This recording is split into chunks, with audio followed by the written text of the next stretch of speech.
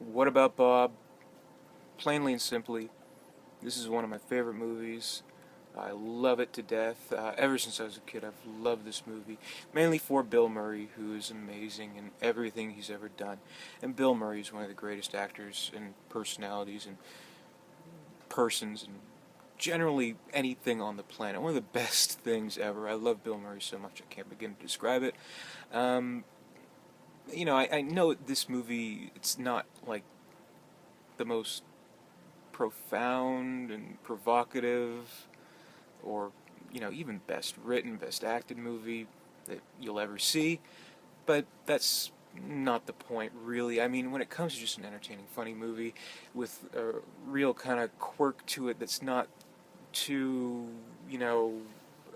in your face, I guess you could say, you can't get any better than What About Bob, really.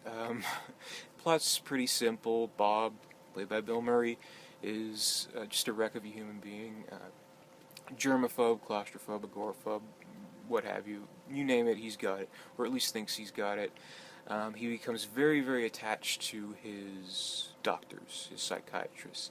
And as the film opens, one has discarded him, put him to the next one, basically. In this case, it's Richard Dreyfuss, who plays his doctor. And he doesn't know what he's in for. He's a very successful psychiatrist. He's made, one of those stupid self-help books, which are always all the rage, whether it be in the early 90s or right now. They make people lots of bucks, and people buy into them and buy the books. But are they really that helpful? I don't know. The movie doesn't really say much about the book itself, other than what you see on the screen. Baby steps, baby steps. I don't know. But yeah, the movie is just a series of escalating scenes where Bill Murray, as Bob, makes Richard Dreyfuss's character more and more crazy. So that's pretty much the movie. He's trying to have a nice summer vacation at the cottage with his family. Bob intervenes. He decides to stay there too. Always trying to buddy. His family thinks he's the most wonderful, charming, funny person in the entire world. So does everyone else. Even when he goes so far as to try to admit Bob into a psychiatric ward, lock him there. Everyone loves him. He cracks jokes. Nobody can see that Bob is a lunatic other than this doctor, Richard Dreyfuss character. So that's pretty much it. The movie is just a series of funny scenes with Bill Murray and Richard Dreyfuss being the straight man, basically, and driving him nuts, which is so hilarious to watch.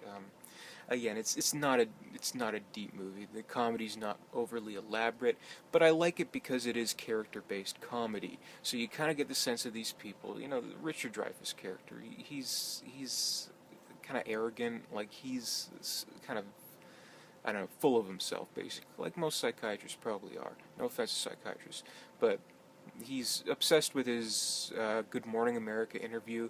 He wants to come off as professional and this great doctor, and it will help his book sales, and everything in his life will be right. But then Bob just ruins everything for him. And it's kind of funny, because it's kind of like, well, okay, you have these self-help books. You're supposed to read them, follow the advice. Okay, your life will be okay. But maybe that's not so, and maybe that's kind of the crazy person's revenge on a psychiatrist dealing with him and not leaving him, which is what Bob does. So he's like a leech that sticks onto him, and it's very, very funny. Name any scene in this movie. It's just so funny, and only as Bill Murray can do it in his kind of deadpan, manic way, sort of. If manic and deadpan kind of go hand in hand. I'm sailing, or I feel good, I feel great, I feel wonderful. Gimme, I need. So good, I love it, and just it's almost like watching Bugs Bunny and Daffy Duck, or like Bugs Bunny. No, Bugs Bunny and Elmer Fudd. So Bill Murray's Bugs Bunny. Richard Dreyfuss, Elmer Fudd, or maybe Yosemite Sam. Take your pick. But basically, they're cartoon characters. One of them's just being wacky. The other one's going crazy and can't stand him, and it's brilliant. And I love it. One of my favorite movies.